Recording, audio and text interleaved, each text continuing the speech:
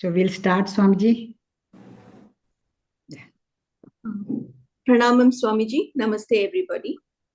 In our second class, Swamiji discussed the analysis of three states, waking, dream, and deep sleep. We understood that even though these three states differ from each other, the consciousness is one and the same. That means I know I am. This is the proof of our core existence. The first chapter, Tatva Viveka, is the discrimination of reality.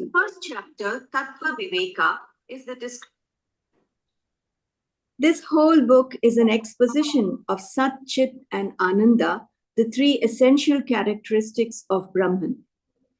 The third shloka explains the waking state and tells us that we gain our knowledge only through our cognition of the five sense objects: Shabda, Sparsha, Rupa, Rasa, and Gandha. Shabda does not cognize the experience of Sparsha, and so on. These five bring knowledge, and we have perception of those, but they do not have any connection between them. We perceive many objects in the waking state differently. Since they are separated from each other, we feel that they are different. However, the knower is the same. This implies that there is one knower and a single knowledge that connects all the five. Then we realize that there is a sixth knowledge apart from these. That sixth knowledge is Brahman, Atman, the Tatsamvit. That consciousness is not involved in any of these objective activities. All these functions in the waking state take place because of the presence of consciousness. This waking state is a conditioned mind. It is conditioned with all these objects and the mind. But the actual consciousness is different from that. This is the meditation here. Shloka 4 takes this idea to the dream state. In the waking state, the objects are steady and have a relative sense of permanency. But in the dream state, whatever we experience, we are unable to carry on with those because they are impermanent and unsteady. The conclusion is that in the dream state also, we experience many objects that are different from each other, but the consciousness, the knower, the seer is the same. When the knower comes back to the waking state from dream, he remembers the dream experience. This is the subject here. When the five objective experiences are removed, what remains is you yourself. That is the state of pure consciousness. That is what you experience as your own existence. Shloka 5 talks about Sushupti, which is more difficult to understand. Here also, we have the memory of deep sleep. That is the only proof that you were there in deep sleep.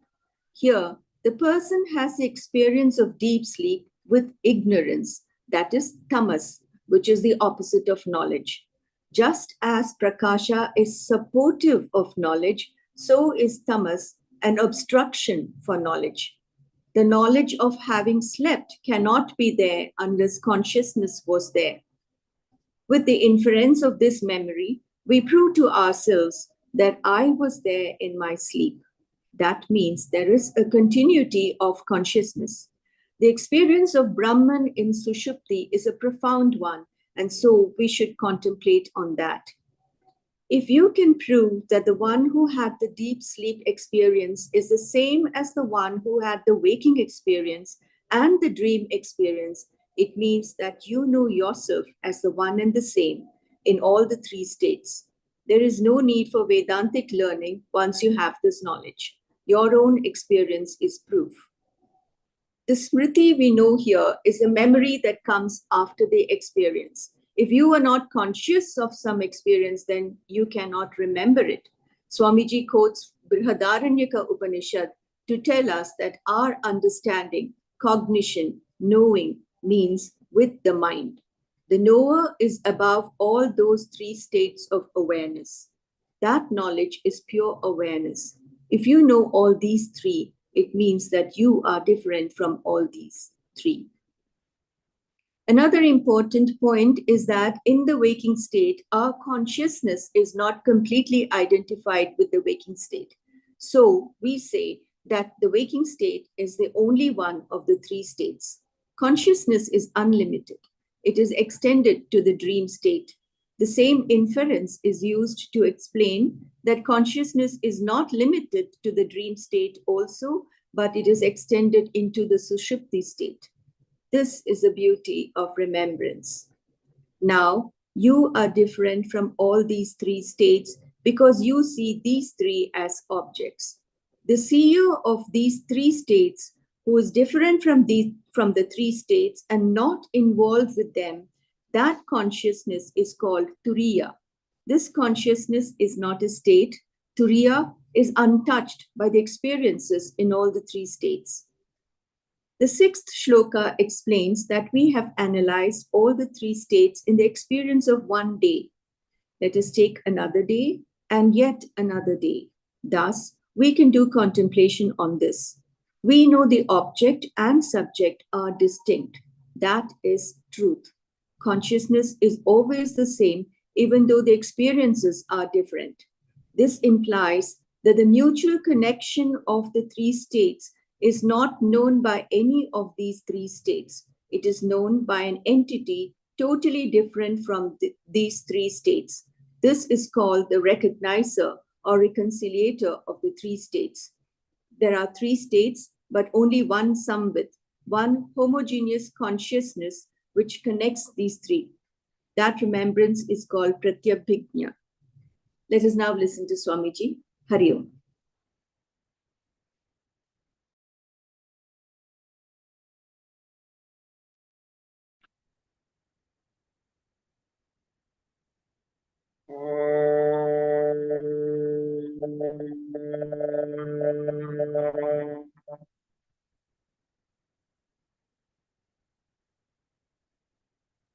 श्रुतिस्मृतिपुराणानामालयं करुणालयं Namami भगवत्पादं शङ्करं लोकशङ्करम् शङ्करं शङ्कराचार्यं केशवं बादरायणम् सूत्रभाष्य कृतौ वन्दे भगवन्तौ पुनः पुनः ईश्वरो गुरुरात्मेति मूर्तिभेद विभागिने व्योमवद्व्याप्तदेहाय दक्षिणामूर्तये नमः। Shri Dakshinamurtaye Namaha. The first sloka we chant as Mangalacharana. Om Namah Shri Shankarananda Guru Padam Pujanmane. Om Namah Shri Shankarananda Guru Padambujanmane Savilasa Mahamoha Graha Grasaika Karmane Savilasa Mahamoha Graha Grasaika Karmane.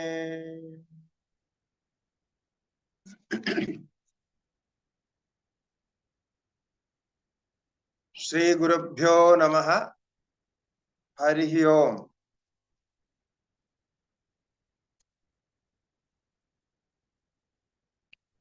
Om Namo Narayanaya.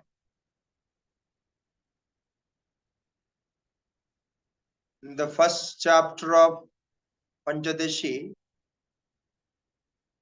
we have seen 6 slokas in which we have discussed the 3 states of consciousness. So our own experience is the proof here. So we don't have to find any other reasons to accept our own experience. So that is the beauty of Vedanta. Vedanta always takes the experience, individual experience, and then analyze it.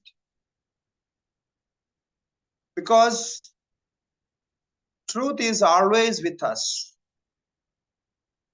Only we have to reveal it. We can't bring truth into us, or we are not here to manifest or make truth. It cannot be. It's not possible.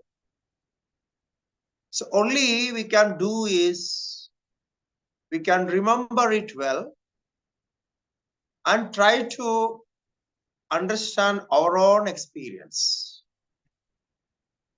So this is the methodology used in Vedanta. That we can say that is the speciality of Vedanta theory. Now, the consciousness which we experience in deep sleep, we know that state, we have the experience. Hence, we can thoroughly say that consciousness is always with us. Because in all the three states we experienced, and then we have just now with the analysis, we came to know that Turiya is also the state there.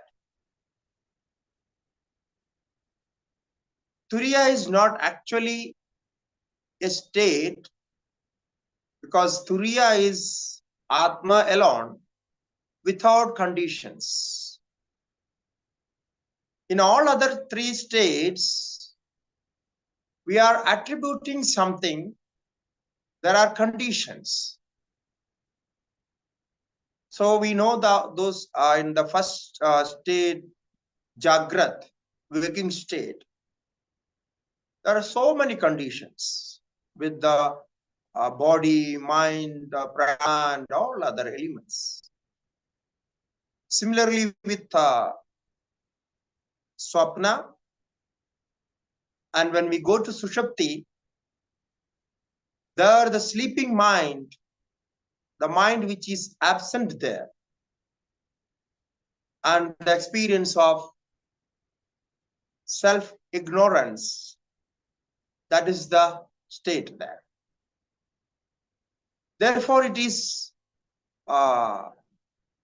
impermanent. It is not permanent. It stays for a short time. Again, we enter into Jagrat, or the state of experiences. So, but this consciousness, as we understand, consciousness cannot be in one place. This is a very important point. We cannot place consciousness in one condition. So the conditions are applied with the elements external and internal. But consciousness cannot be in one place. It is not attached to any state of experience. The consciousness itself is telling that it is inside.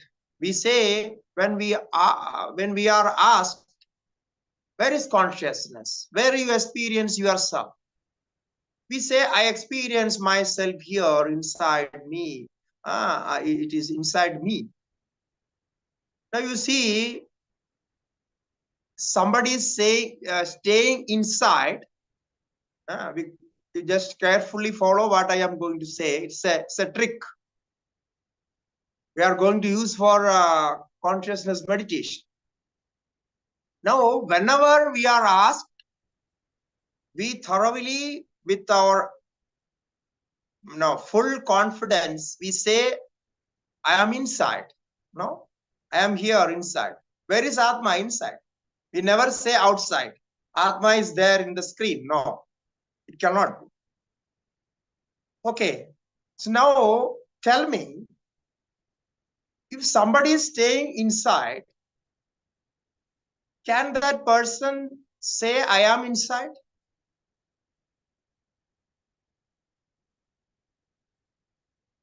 Could you understand my question?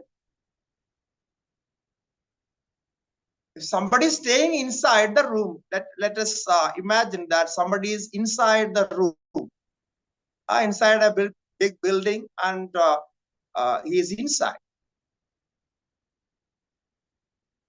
So the person who is inside,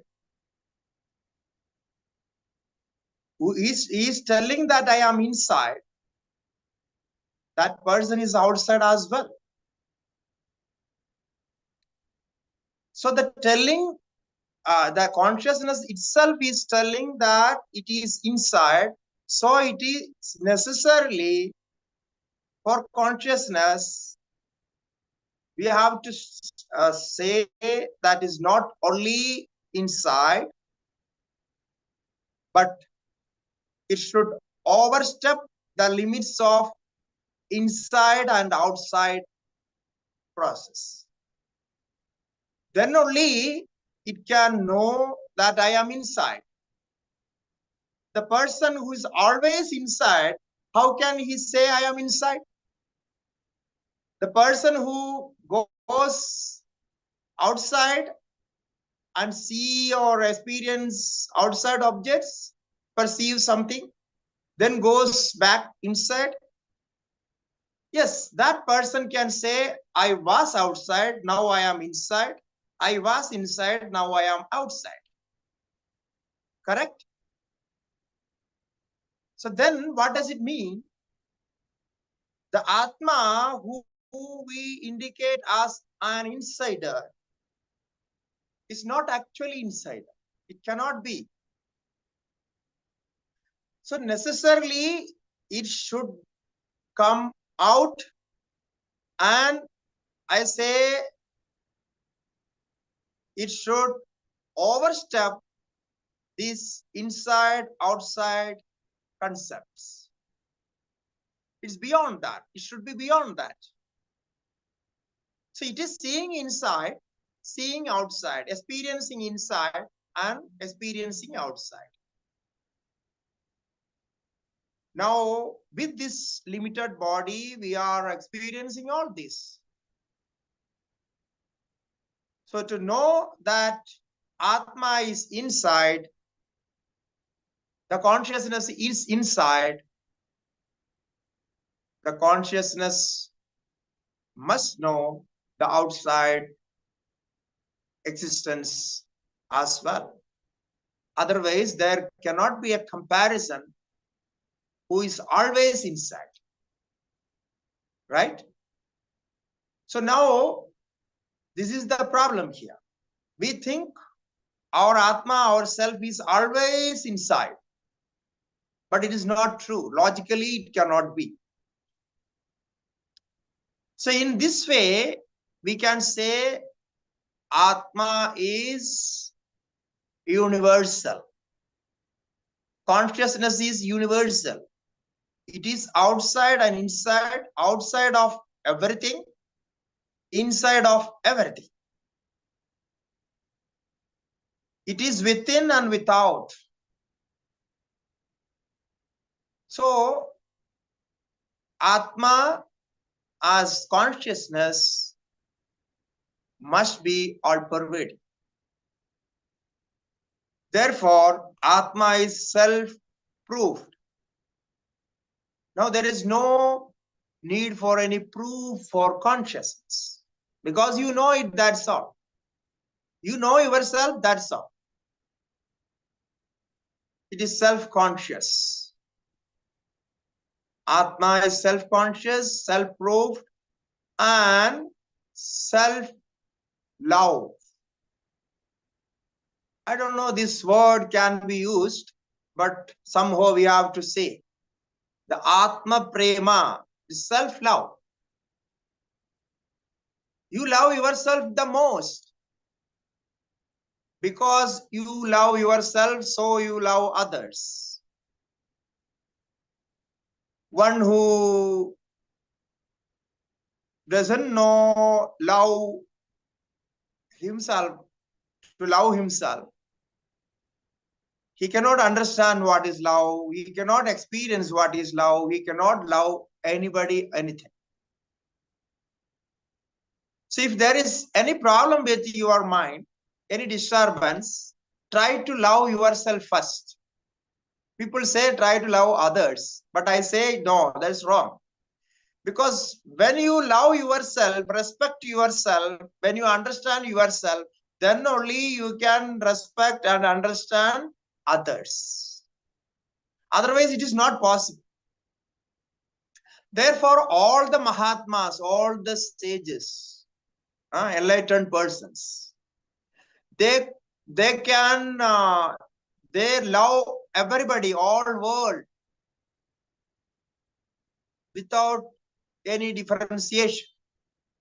How it is possible? Because they love themselves, they understand their existence, and they just experience that in every moment of the time. So therefore, they love others. So try to understand this. This is the meditation here. That the intensity what we have with our own self. Now, the next sloka we see that, because from the last 3 slokas, we got all these informations. Atma is existence, bliss, as well as consciousness. Now the eternity of Atma, how it can be proved.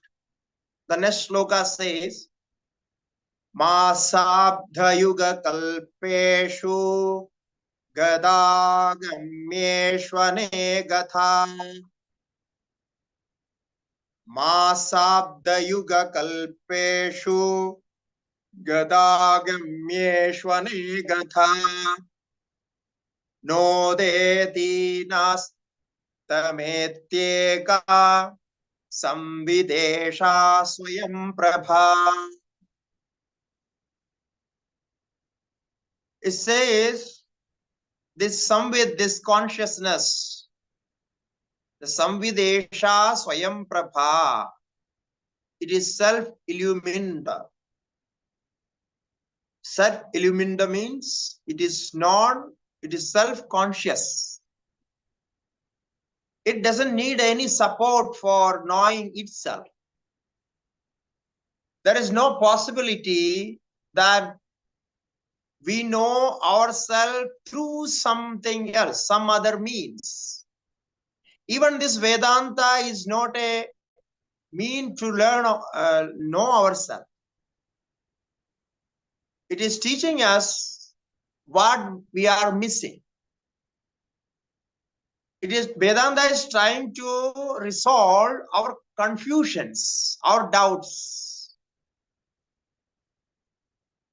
It is only throwing light on our confusions. The 2 ends of the confusions. That's all. And no guru can reveal self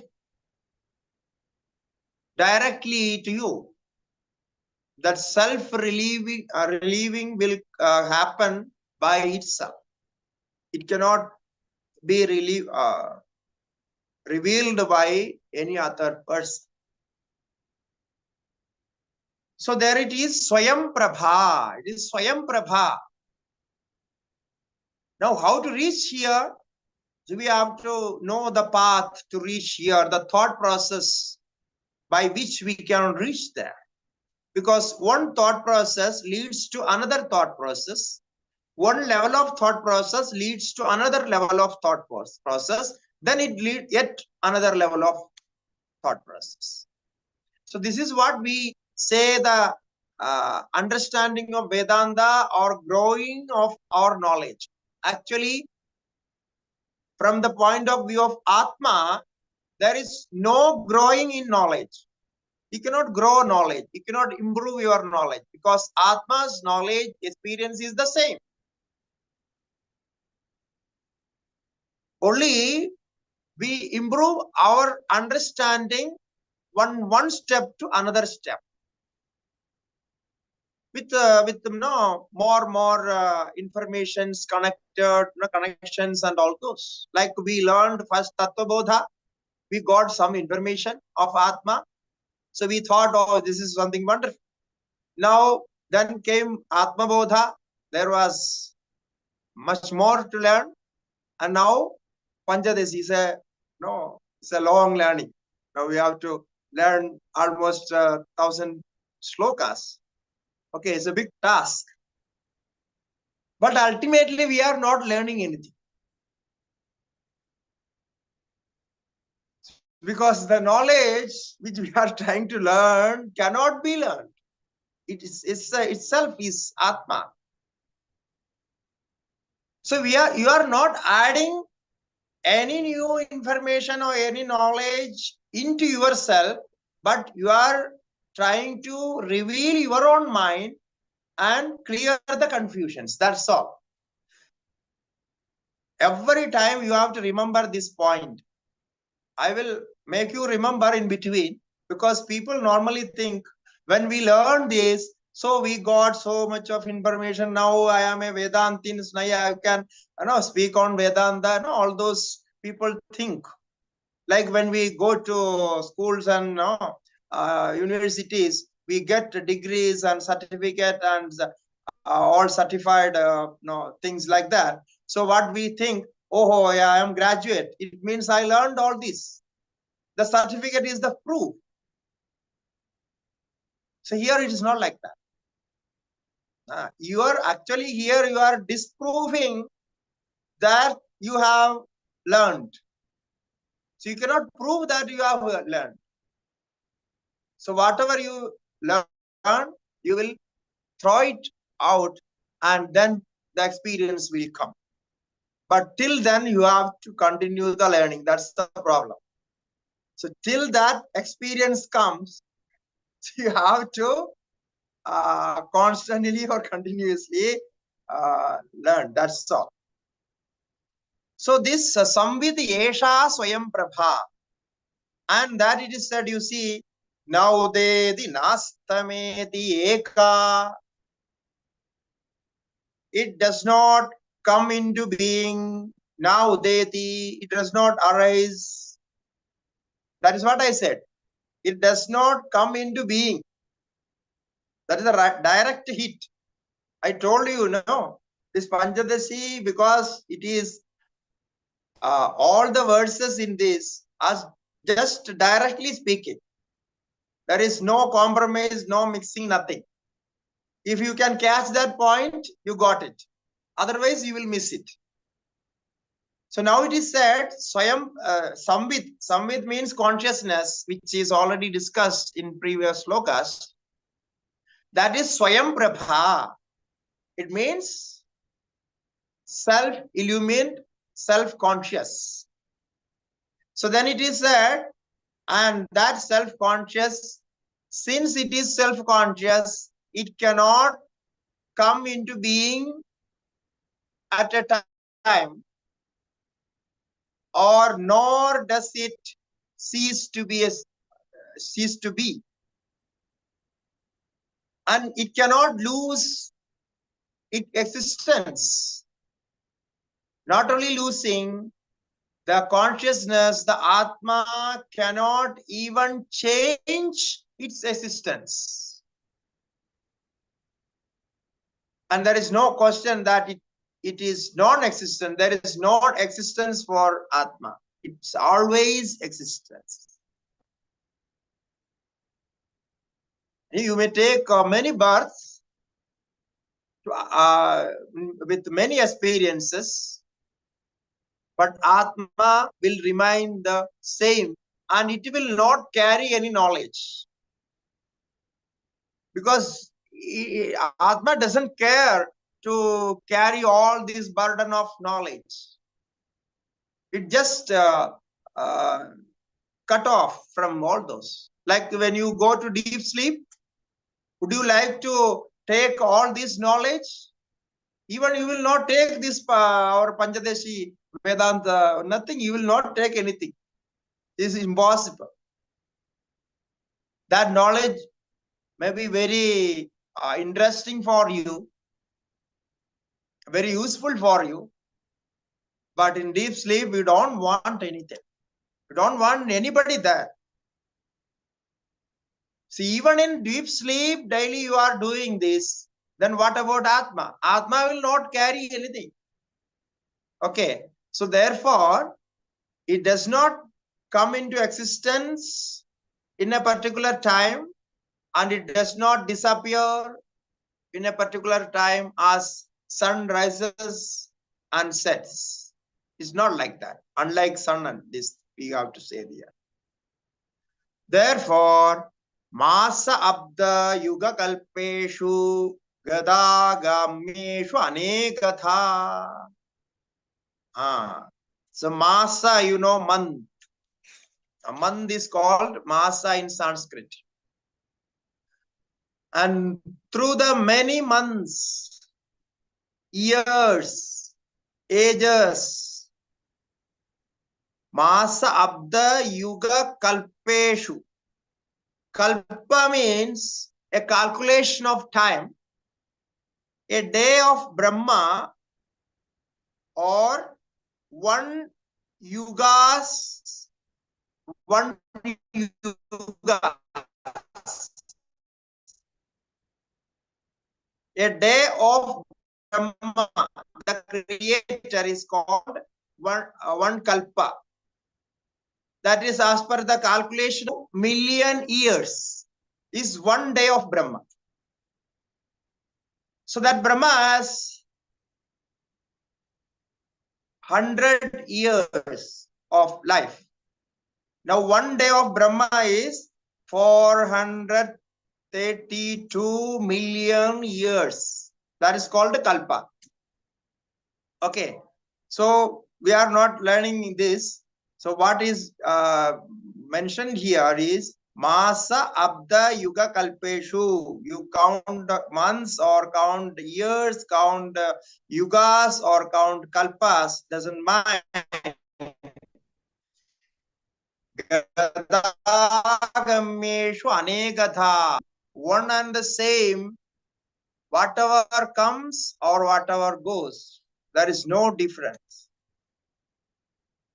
So all these cycles of creation, it is repeated again and again, but Atma remains the same. It cannot go and come because there is no space to go. It cannot be absent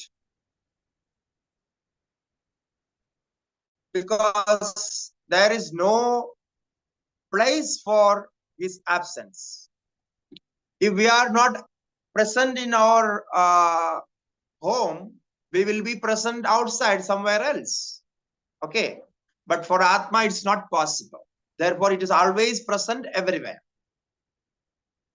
So this is the eternity of Atma. So the next sloka continues with this idea. Iyamatma parananda para premaspadam yatah.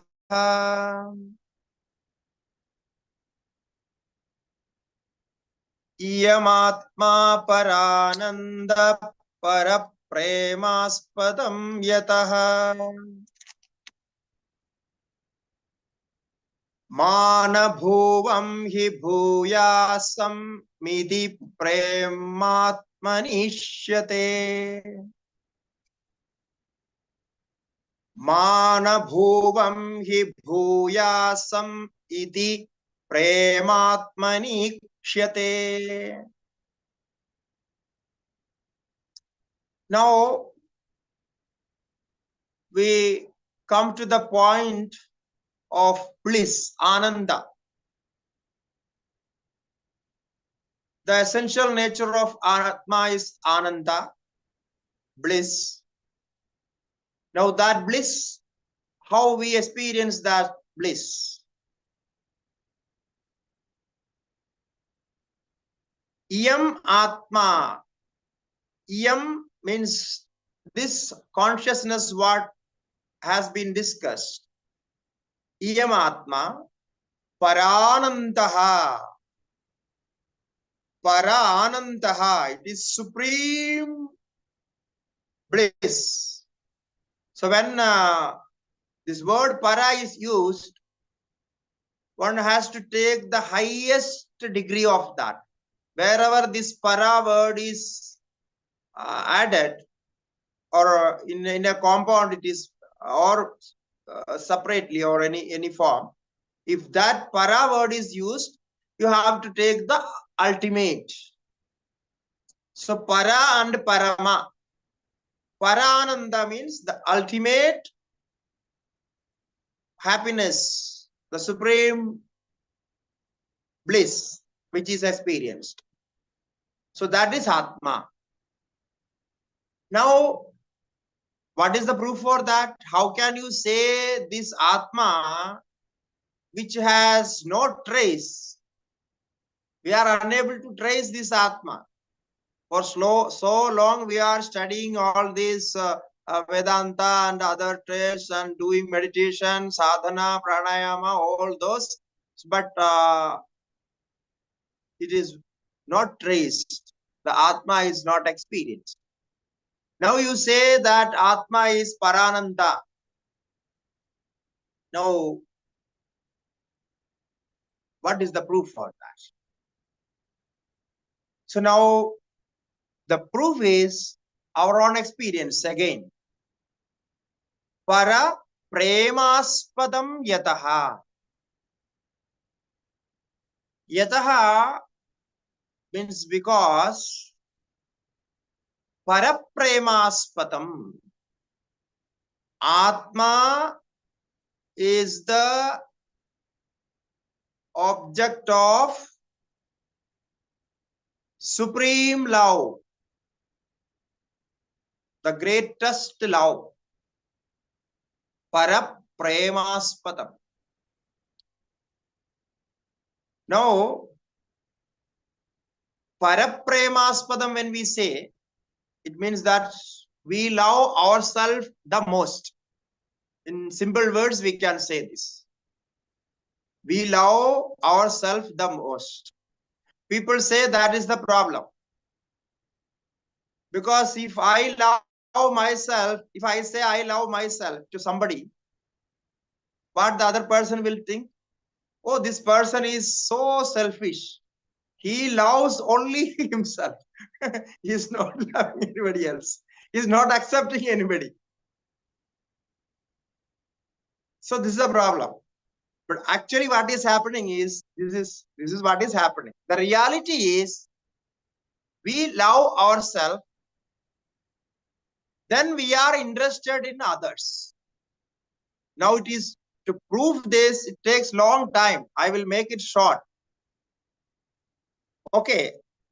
When you are interested in somebody or something, some object, if that object is good for you, right? That object or person is good for you, then you have the feeling of good.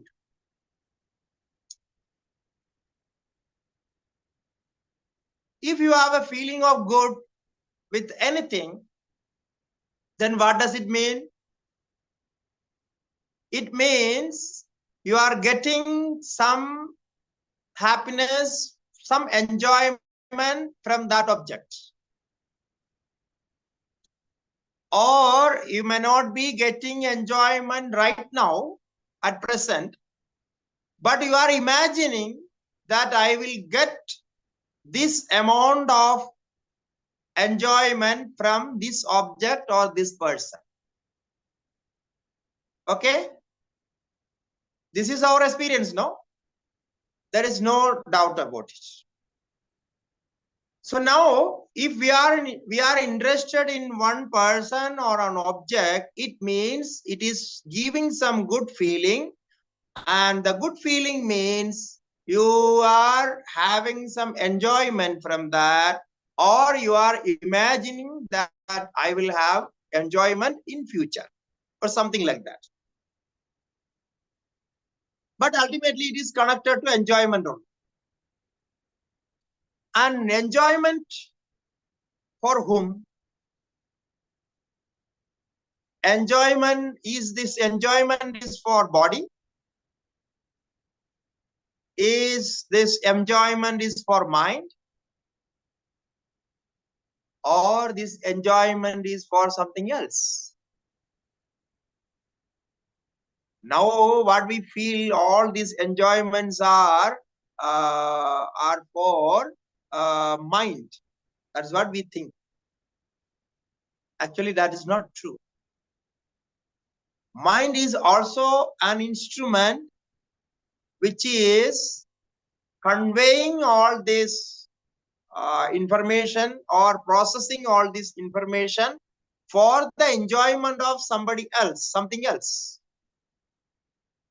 Mind is only medium, a mediator, or we can say a manager, a good manager. So now this shows, if you are loving something, that should give you enjoyment, and that enjoyment is centralized, concentrated in yourself only. You want something good for you. So, to illustrate this, I will just give you an example. You love to do some charity. Okay. Normally people think when we do charity, it is for others. No. Somebody is in pity condition, very bad condition, so we help them out with our earning something, no, with money and other things. So we do some charity, some dana, some help. Then normally we think that I have done something for that person. This is what normally we think. Okay? But it's not true. You have done that charity for your enjoyment. You are good. Doing that charity, you feel good. Okay. If you feel bad, you will not do. You will not continue with that work. So whatever you do, when you feel good, only you do. It means that is important.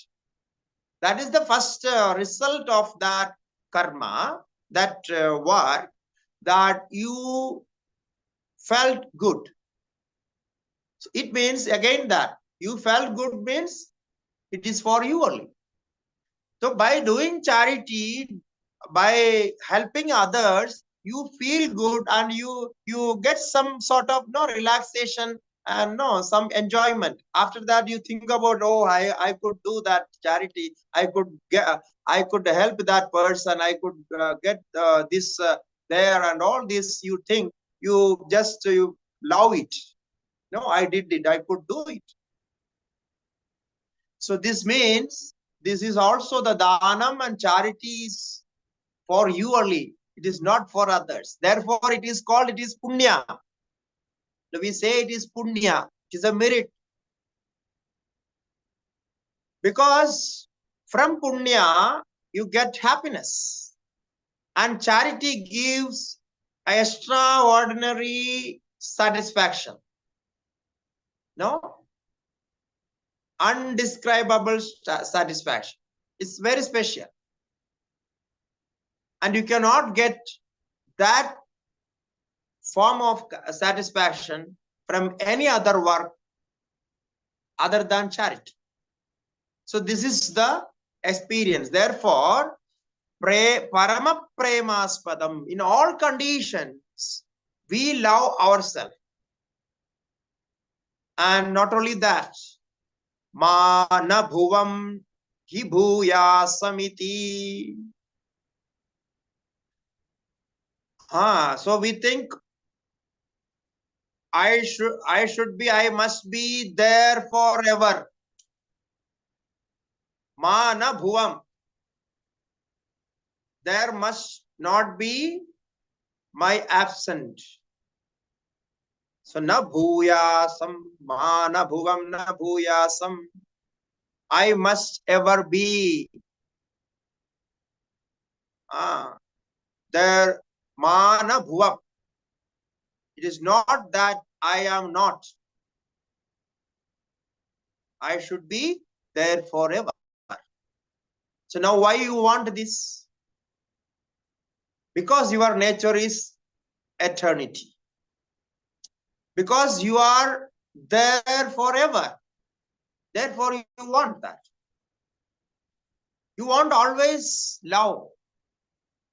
You want it to be loved. Why? Because your nature is love and happiness. So therefore, we want that. So, mana bhuvam na bhuya samiti prema atmani ikshate. So this sort of love we have for ourselves. It shows we love things for good, our good feeling, good enjoyment. It shows that if we love ourselves so much, then it must be something very special, which can give you happiness forever. Therefore, you love it so much. So you compare your love with objects, what you have. No. Count the objects and try to understand the degree of love you have towards those things. You will find that from which you got love in different degrees. So that degree shows the happiness you got from that object. That is very clear. So the degree of love and degree of happiness has some connection. See, if you hear you love the Atma the most, it means you are going to get a higher level of enjoyment. Therefore, prema atmani ikshate. So the next sloka continues with this. Tat prematmarthamanyatra neva manyarthamatmanah. Tat prematmarthamanyatra neva manyarthamatmanah. Adat tat paramam tena paramanandadatmanah.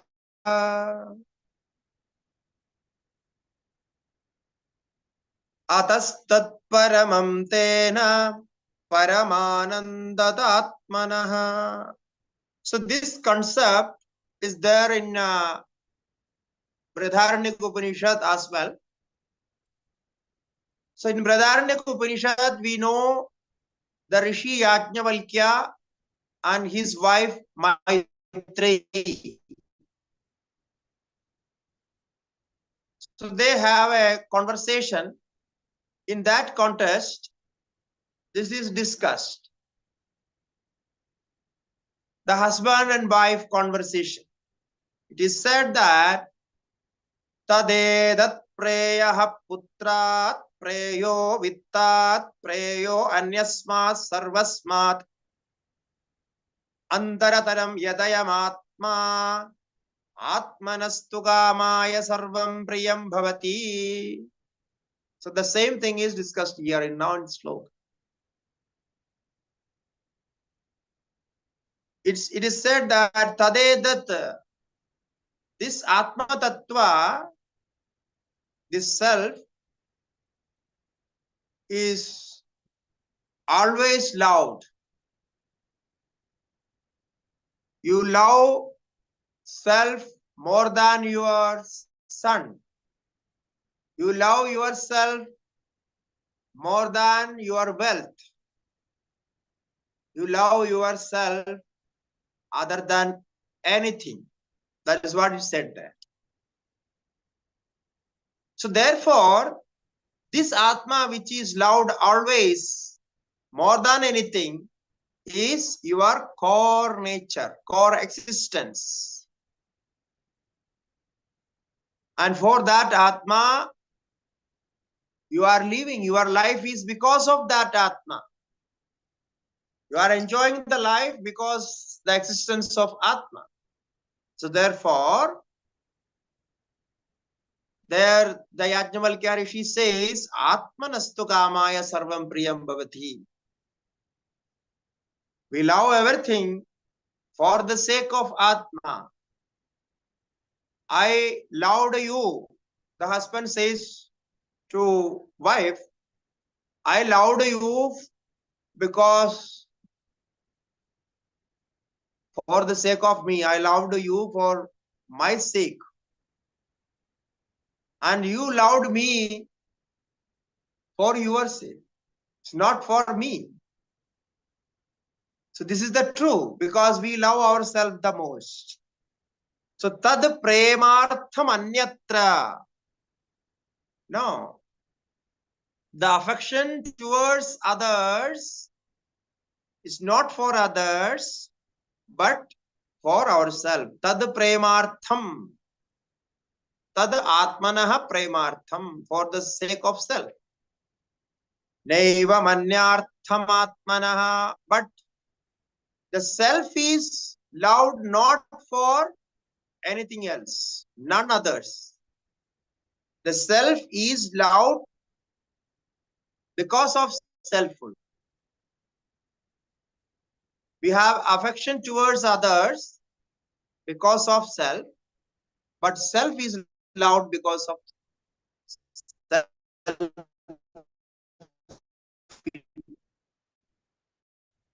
There is no other condition. So without condition of ourselves. So ataha tad paramam, this love for ourselves is the ultimate. This is the highest. Because the love ends there. It cannot go beyond Atma. All the love collected goes to Atma, then it ends there, accumulate there and ends there. And from there, there is no further movement. There is no, again you are loving something, no. So tad paramam. Now why we are discussing this? We are discussing this point to show that Atma is the supreme bliss.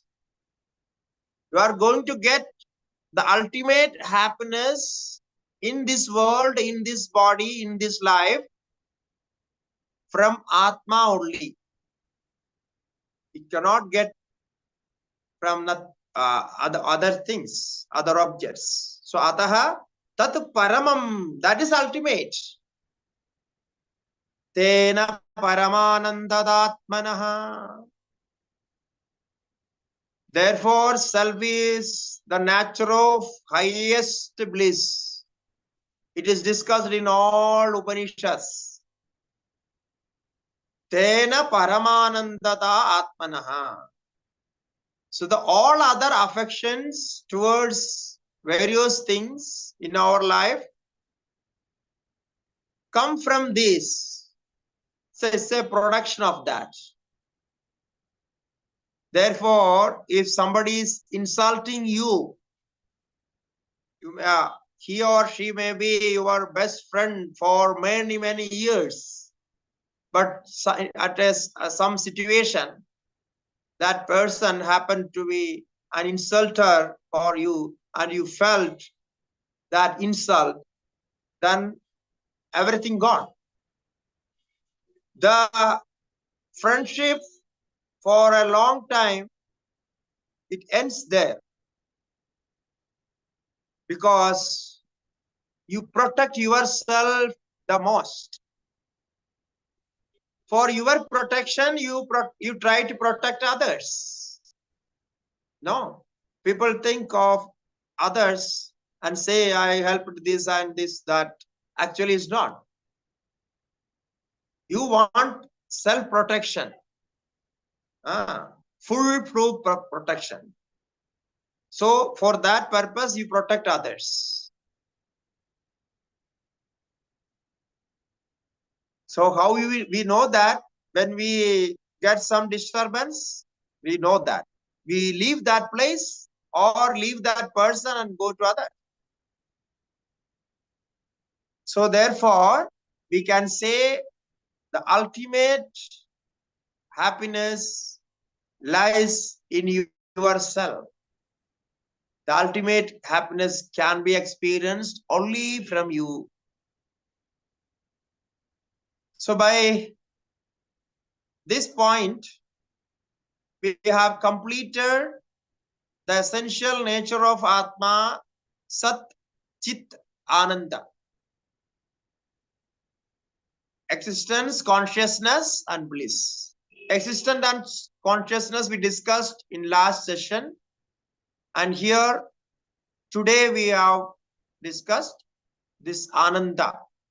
So now this can be a meditation that whenever you love something, whenever you think about love, feel about love,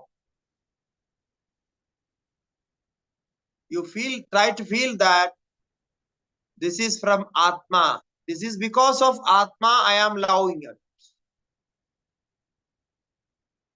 So this way you can do the meditation, direct meditation of Atma.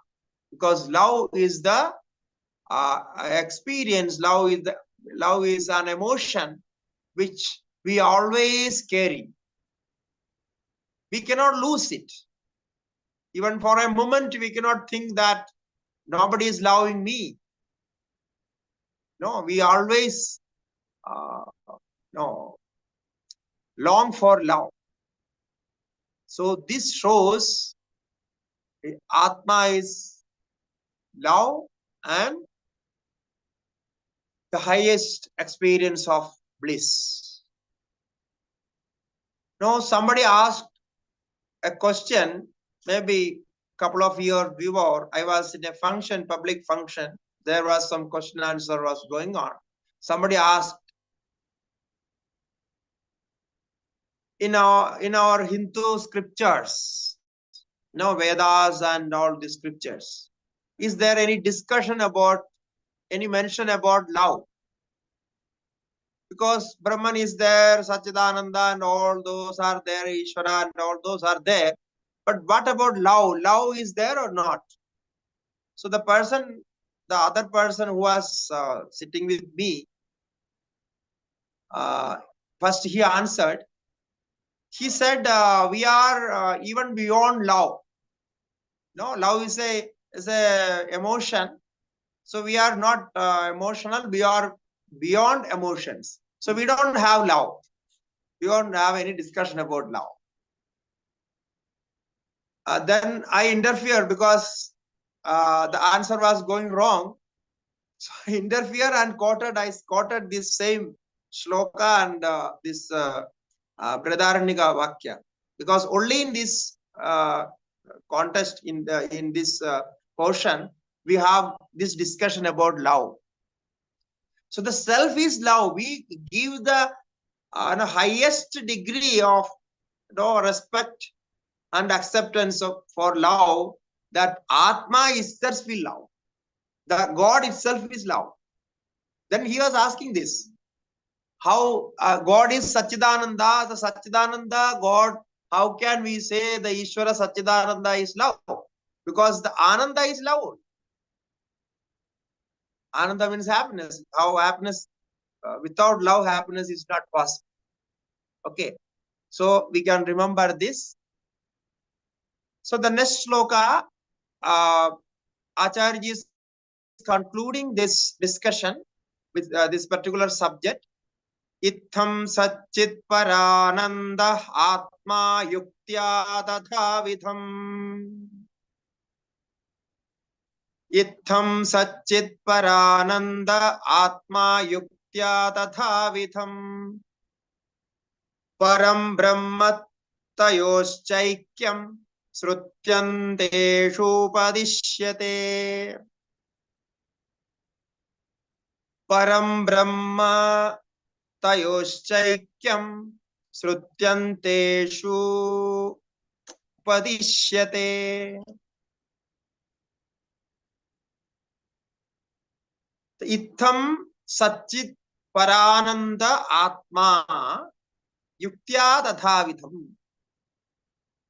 So thus, by this way, we have discussed or established how Atma is Sat-Chit-Ananda, existence, consciousness and bliss. Itham Sat-Chit Parananda Atma Yuktya Tatha Vidham. How we understood this? By reasoning, by giving our own experiences as reason. So through that we have experienced this, we discussed this. Now for our thorough understanding, we have to do manana, contemplation on this. Constantly we have to contemplate on this, that how we feel love good and how we experience bliss, how we are experiencing deep sleep, all this should be meditated on. So Param Brahma Tayoschaikyam. So this discussion ends with this, that Param Brahma, the supreme consciousness or the universal consciousness, and this individual consciousness is one and the same. The oneness of both. Tayoscha Aikyam. As I said, the consciousness cannot be placed in a particular stage or place.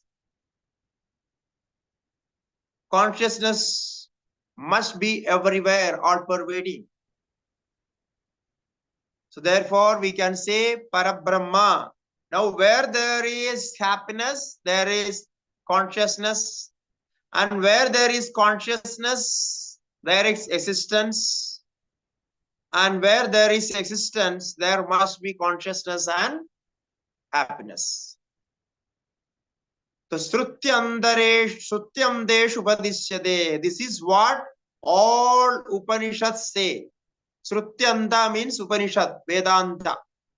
So you can find this sort of sentences or statements in all Upanishads. The Upanishads are the treasure of this Atma Jnana, so self-knowledge. Now, people think when we learn all this, again I am coming to that point. People think that when we learn, the learned people are happy. No, if you learn more and more, they are happy. Is it right? You can say that the learned people are happy? No. So there is some problem you have to think about. So learned people are not always happy people. So they have neither happiness nor power. The learning is there, they learn it. But after learning, they are curving for happiness. They are curving for powers. They need power, control. No, they need a position. So like us, no, we learn. After that, maybe we may think that we should be teaching somebody or the teachers or gurus, no, like that. So you know that. So after learning, we are into this happiness. I'm telling the truth, right? And now here we have to think. What does it mean? It means the intellectual nature of knowledge cannot give you happiness. The happiness is not earned from intellectual knowledge form. Why? Because this intellectual form of knowledge is produced by Rajoguna. Now you have to bring this Rajoguna, Tamoguna here. It is an activity. It is an activity outside, activity inside, intellectual activity. And after this activity, as in any other action, or after a long time, you get tired, you get bored about that. So you try to escape from that, because this is an activity, the mental activity. You have to change this. So all these learnings are Rajoguna pravrittis, Rajoguna activities. Therefore, one day you will get tired about it and you will think that I have to find something else. No, this learning is not good. You will also get tired by learning this Pancadashi. After some time you will think, oh, for a long time we are learning, and we don't know how long it is going to take. There is no end. It is like endless learning. You will lose your patience. Therefore, one has to go deep inside with all these techniques, all these reasons, logics, to experience what is happening there. Directly, we have to enter into that. So in that stage, you will leave all this learning aside and enter into the nature of yourself, free of all this. So here is the difference between the sentient beings and non-sentient being. Now, Chaitanya and Jada, the stone and all others, they are insentient, inanimate. And we are conscious, we have consciousness, so we are having that feelings, all these emotions. Because those objects they are having the tamoguna. So because of tamoguna, they have existence of Atma, the nature of Atma, the one existence, Sat, is there. But consciousness and happiness is not there because of tamoguna. Consciousness is there unmanifested. And happiness is also there, but it is unmanifest. So the manifest existence manifest in being, the conscious being only. So we have intelligence, we have all aspects of emotions, feelings, and we can gain knowledge. But all these are because of Rajoguna. Rajas is working there. Although knowledge is the production of Sattoguna, but the action which is happening because of Rajoguna. And when Sattoguna comes into existence, or we can say the Sattoguna is predominant, then you will not get tired. That is the proof of that. If you are getting tired with anything, then it means you are doing some action with Rajoguna and Tamoguna, and Sattoguna is not working there. So Sattoguna gives relaxation, complete relaxation. So that is the difference. So this is the difference between non-sentient being and sentient being. Okay, this we will discuss later as well. Here, the next sloka, we will chant next sloka. Now the question is, if Atma is always there, then why we are not having the experience? What is the problem?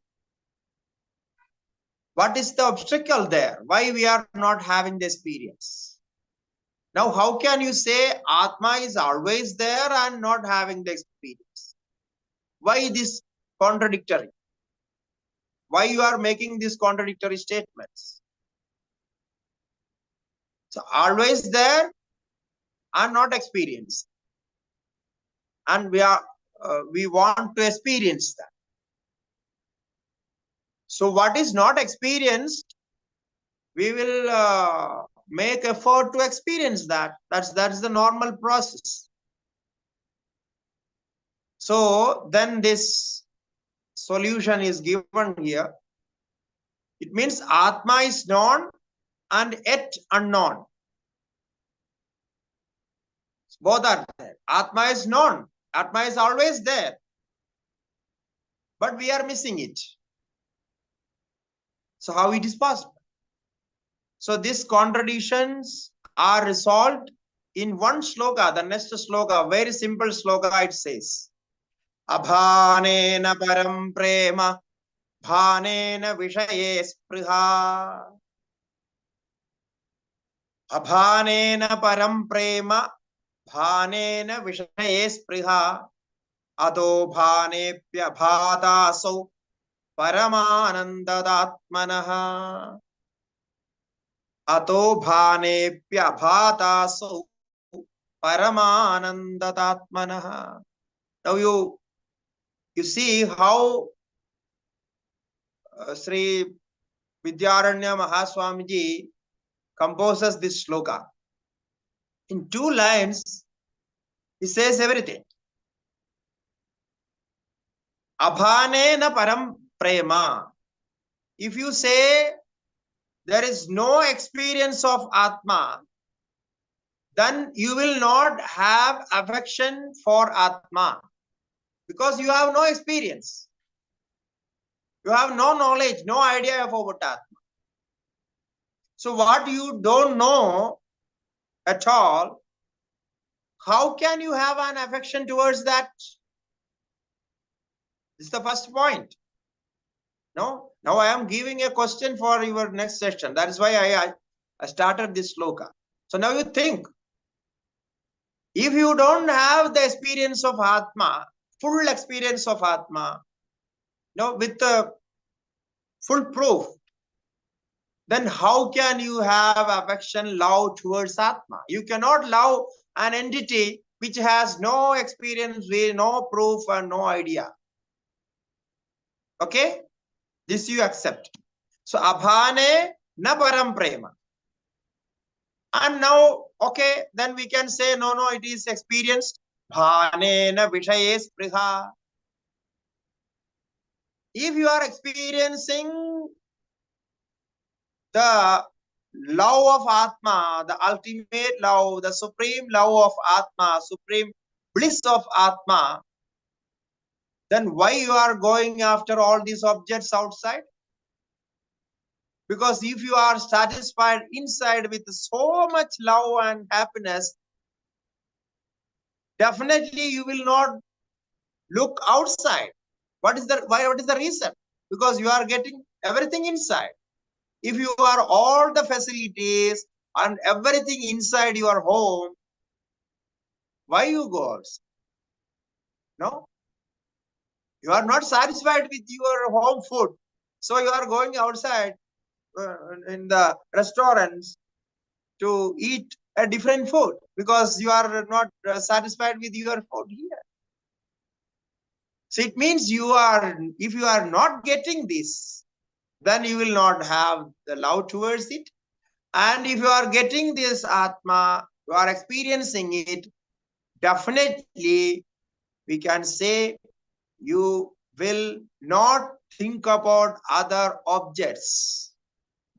No, it's very clear. Is one wife is satisfied with her husband, because I am taking this example is very clear for all of us. So if his wife is satisfied with her husband, then that wife will not go after any other man. Okay, if that husband is satisfied with his wife, he will not go for any other woman. So this is very simple. So if you are satisfied, if you are getting this experience of Atma, you will not go after the objects outside. This is the situation. This is the contradiction. It is happening with us. We are accepting this Vedantic theory and going after objects. So this contradiction is there. So obviously we have to say, Ataha bhanepya abhadaso. What do we have to say?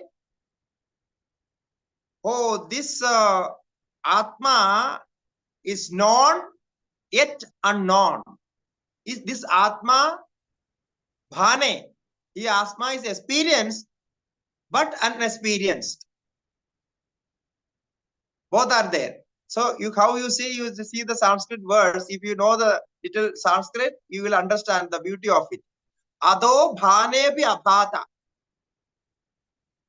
So it shines, but it is not shines.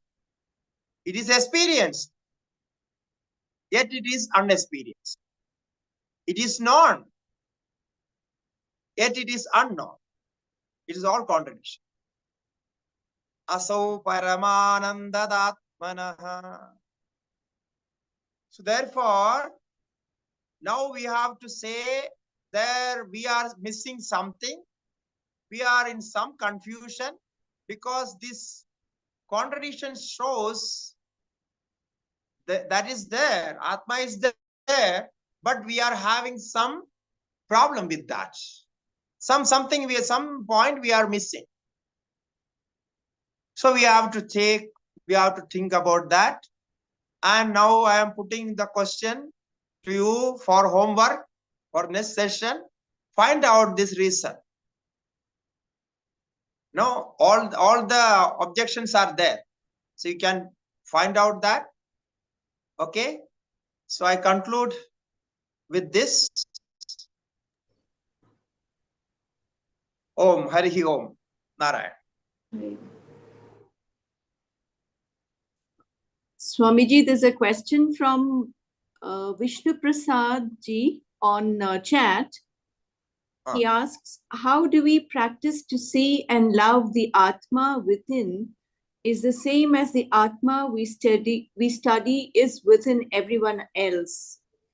How do we practice to see and love the Atma within as the Atma which is within everyone else?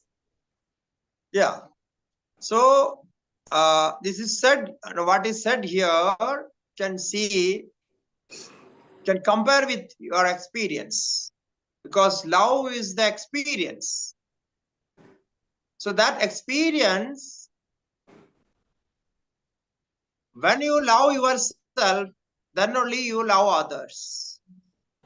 So that experience shows, if you are disturbed with your mind,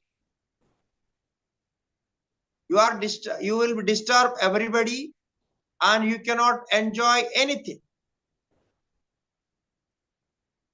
That is the experience, no? If your mind is not cool, your mind is not calm, then you will not find love, pleasure anywhere in the world. So that shows you can start this process from yourself by contemplating on the experience of happiness, experience of love. So this is what the teaching here.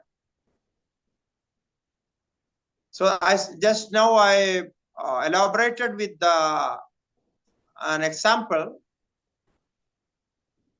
that if I am not loving myself, I cannot love others, because if I am not satisfied, I cannot accept others. Not giving anything, you cannot accept others, because you will see everywhere unsatisfaction. So therefore, the first thing is to understand our own mind, which is making all this play, all these games. Sometimes it is with us, sometimes it is bringing some outside objects and disturbing you. So try to do that, and from wherever you get some enjoyment, it may be from food, it may be from some books, it may be from your friends, it may be from a flower or from anything. Try to see that you are enjoying your own self, your own happiness through outside objects, because the happiness ends in you. So we can practice this. Actually, it is very easy if you understand our emotions correctly. Here is the this practice and this meditation is all connected to emotions, our own emotions, and our core essential existence. So there is nothing to add into that, just to reveal it, pick up one by one and contemplate on this.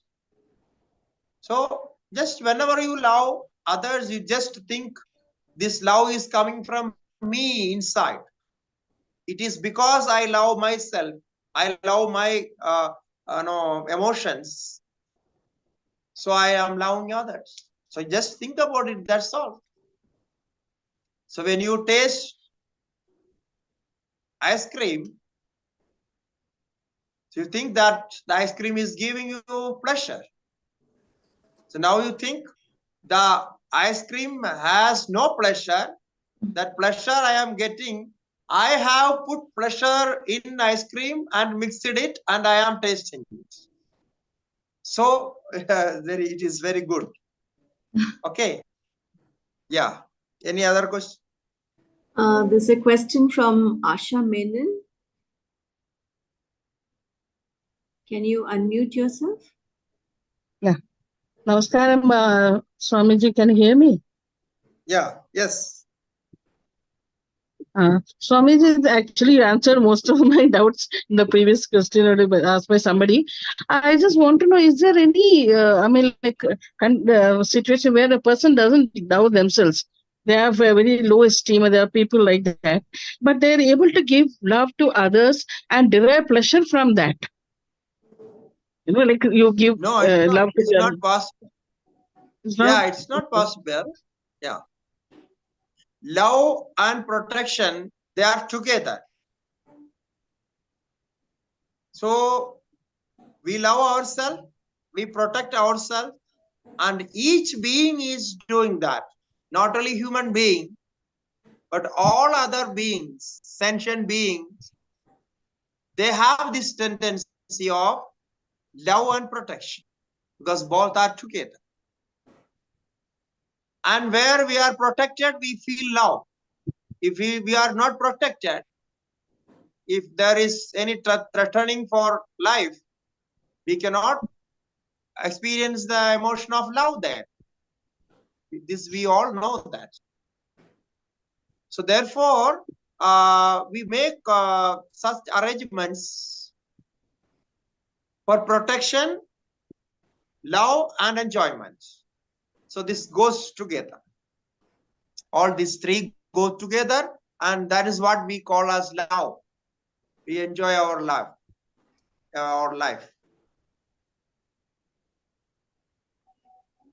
Yeah. Another question? Thank you. Next question is from Shiv Kumarji. Namaste, Swamiji. Namaste. Yeah, Hari Om. yeah, Hari Om. Yeah, in today's session, you said, you said about this self-love, which is universal. You're able to hear me? What? You had mentioned about self-love. Yeah. That is universal. Yeah, as Atma, it is universal. Correct. But is it that due to some oversight or some fault in our vision, we superimpose that universal love into our limited body-mind complex and in other objects and Yes, similar? Yes, that is, you are correct. When we say that Atma is universal as consciousness and existence, it cannot be limited in a body or any other element. So the universal Atma is everywhere. So wherever the love we feel is the love of Atma only.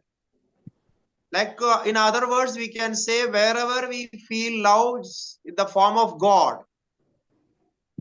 Because in some people they love to put the word God there. So we can say that because we have Atma, Paramatma and God all are there. So wherever we feel love, it is Atma. And wherever we feel protected or we feel some sort of satisfaction and relaxation, there the existence of Atma. Now the question will come, how when we feel disturbance in our mind? The disturbance is always unnatural. It is because of some reason. It is not natural. The natural existence is love and relaxation. That what we experience in deep sleep, because deep sleep is natural. So this is how we develop this theory and try to understand our own experience. In this, when we discuss this in Vedanta, actually there is no imposed theory or imagined theory. This is what we are discussing is realistic analysis. There is nothing imposed or imagined. And Vedanta is not a mystic sort of philosophy. The mystic, what we say as you experience is something, and that experience is only for you, and the others cannot experience, and all these, the mystic type of things. And Vedanta is not mystic. Vedanta is realistic. So this is the difference. So we cannot bring all the mystic experience into this theory. We only talk about existence, consciousness, bliss, love, and what is already there. We just try to understand, experience, and experiment and experience. Just that's all. So we are not thinking that there is something universal, love and universal like that. No, it's quite practical and quite acceptable. It's a subject of intelligence, that's all.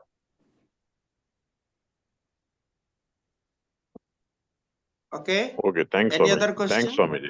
Swamiji, there's one question. Thank you for asking. Yeah. Swamiji, there's one more question on chat. Okay, carry on. This is from Arezu Karubi. What about people who don't feel self-love? They might have feelings of depression as a result, but how can they overcome that and come to understanding and feeling of self-love? Yeah, the first remedy is they have to understand their mind.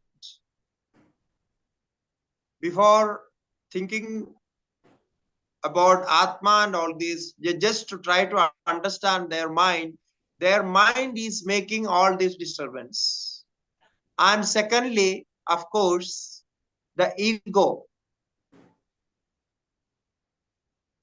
All these depressions and unsatisfaction and all this comes because we are too much relating, identifying ourselves with this body, mind, ego complex.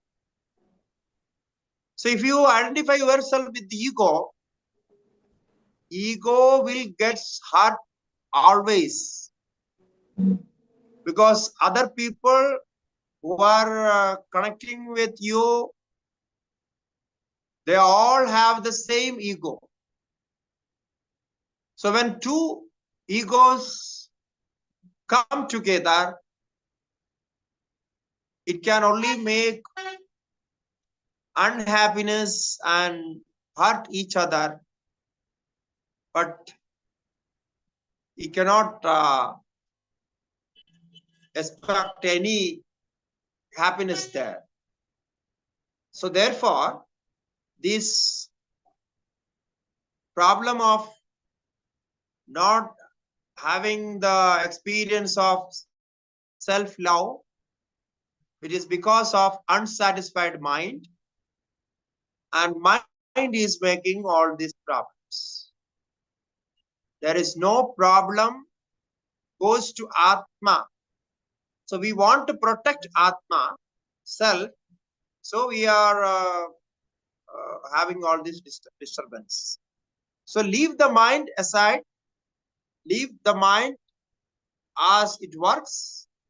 Try to know the existence of Atma separate from all this. This is the first step we can do.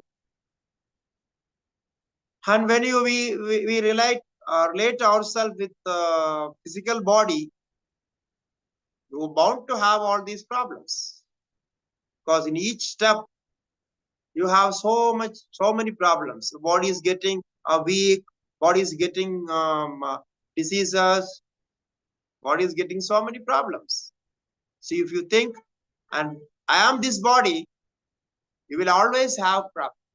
So try to observe that body as an observer, so then it can be changed.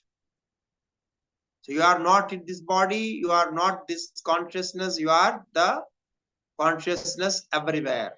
So there is no change, or there is no distraction in consciousness.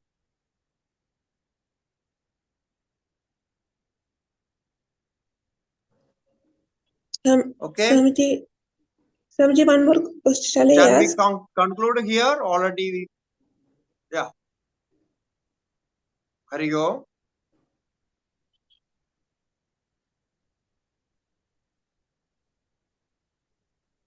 Can we take another?